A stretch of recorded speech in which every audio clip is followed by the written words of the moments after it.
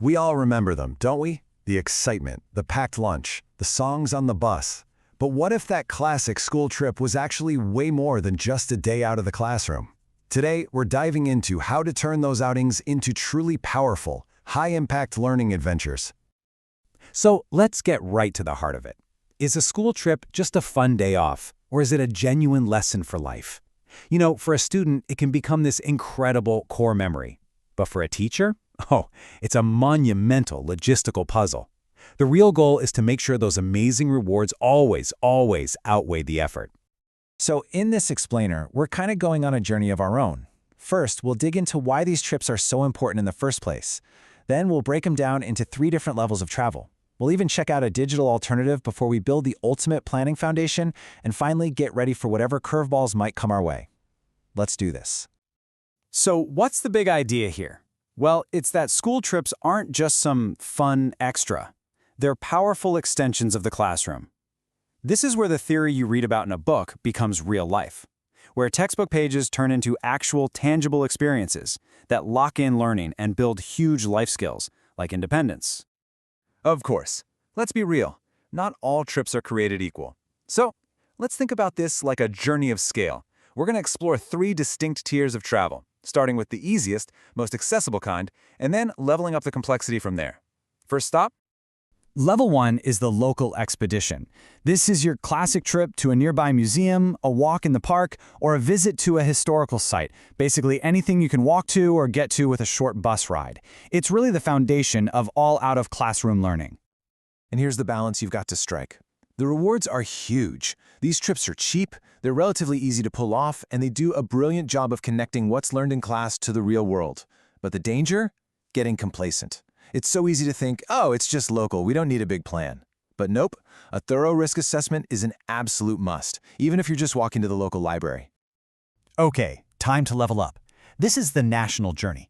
We're talking a residential trip to another city, or maybe a longer day trip that goes further afield. And this is where the complexity and also the potential for student growth really starts to climb.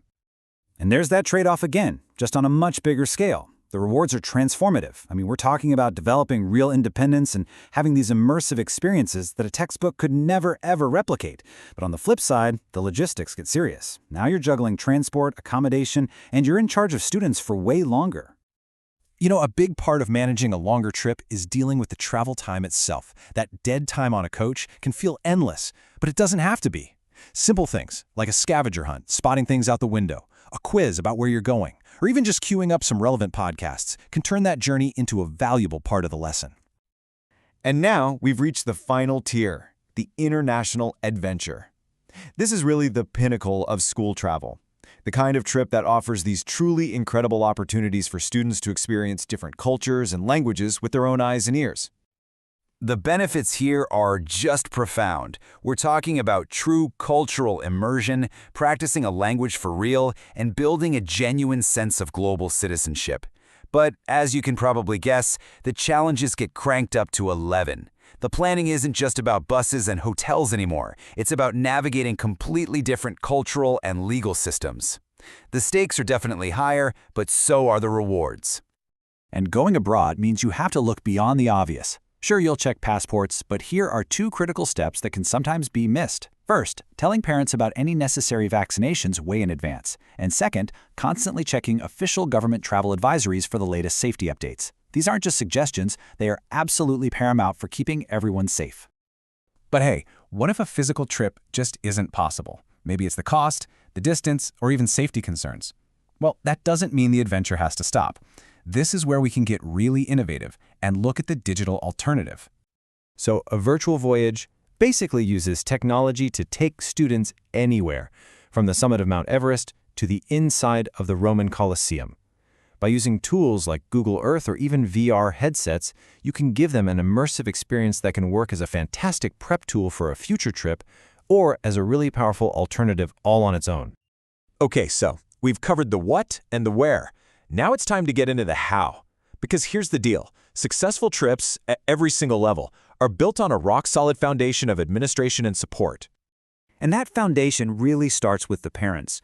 Getting them on board is so important. The keys are being transparent, which means holding a mandatory pre-trip meeting, being totally upfront about the goals, costs, and safety plans, and actively asking for parent volunteers to help out. It builds so much trust and a real sense of community. Let's be honest, nobody loves paperwork. But this quote, it just reframes it perfectly. It isn't just a boring chore, it is the actual framework that protects you, the school, and most importantly, the students. It's your safeguard. And this table really shows you how that safeguard has to scale up. The difference is pretty stark. I mean, look, for a local trip, you're gathering standard emergency contacts. But for an international one, you're responsible for copies of passports and checking FCDO advisories. That's the UK's Foreign, Commonwealth and Development Office. You literally go from just booking a bus to needing to know the local embassy's contact info. Each level just builds on the one before it. But you know, even with the most perfect paperwork in the world, things can still go sideways.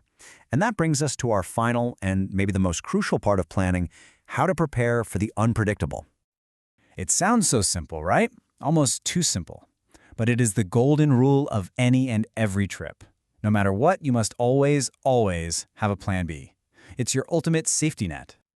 So what does that plan B actually look like in the real world? Well, it's all about having clear emergency protocols. It means you know exactly where the nearest hospital is, and you have a communication plan ready to go.